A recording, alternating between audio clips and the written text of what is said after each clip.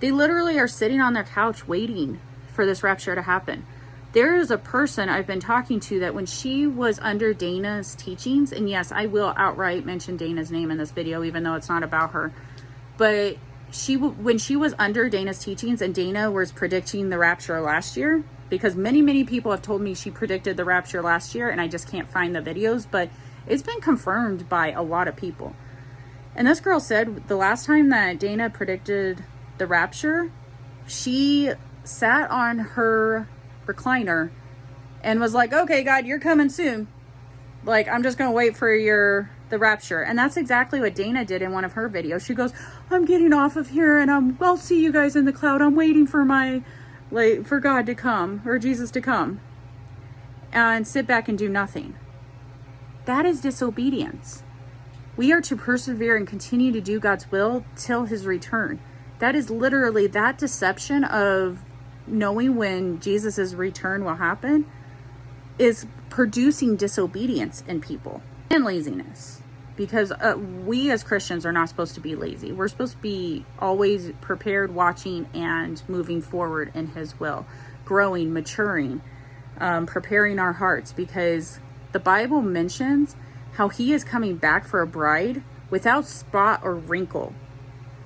And it also talks about how certain people didn't soil their garments, and therefore Jesus was praising them for not soiling their garments or being exposed or naked. So we cannot soil our garments, and we cannot come back exposed or naked, or otherwise we're not going to the supper table with the bride. We're not. He's coming back with someone spotless and pure.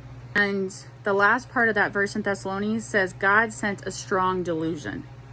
This delusion, these delusions that are going around, that are incredibly strong, hits the people who never loved the truth in the first place.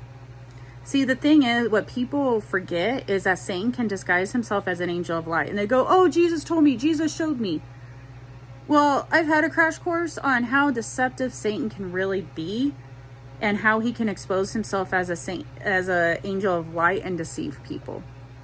I can see how these people, if they have not dug into the word of God for themselves, but rather believe someone else, how they can be led astray so easily and deceived by this. So these people were always filled with unrighteousness. They can act the act, but they can talk the talk, but they did not show it in their actions.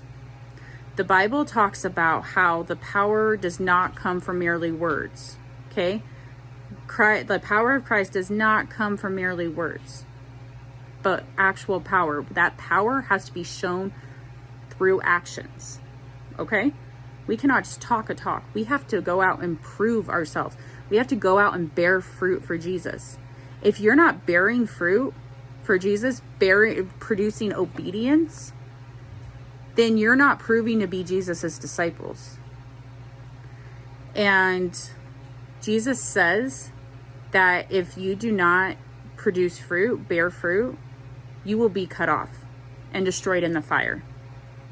But see, the thing is that fruit is obedience. If you're not obedient to God, you're out. So these people, they chose to listen to the teachings that satisfied their itchy ear, that they wanted to hear, that their flesh wanted to hear, so that they didn't actually have to go out to do the word of God. And that's what we're seeing. And remember, you guys, it's a mass amount of people that will be under this deception, that will fall for this, because narrow is the pathway to heaven, right? Very few will find it. But wide is the road to destruction. So that means many more people will fall under this deception, and very few will stay on the straight and narrow path. Somebody was gloating about how Dana has so many more followers than me, and how I was like going against her in vain. Honey, that just shows that mass deception, the wide road to destruction. Okay? It does. It shows how many people are being deceived and walk straight into hell. I don't care that I don't have a lot of followers. What I care about is making sure anyone I can help pull from deception, I will. Jesus left the 99 for that one soul. I will do anything to help that one soul. And I have proven that to God. So I really hope that you guys get the same attitude, okay? You will be willing to do anything to help at least one soul. And don't care whatever it is God tells you to do. Don't care. Don't worry about it. Just get it done. It may cause some suffering on your part, but it's worth it to know one soul, at least one soul, is not going to hell. That one soul is important to Jesus. That one soul is what he cares about. Okay, have a great day. There might have to be a part 2 if God shows me more scriptures on this.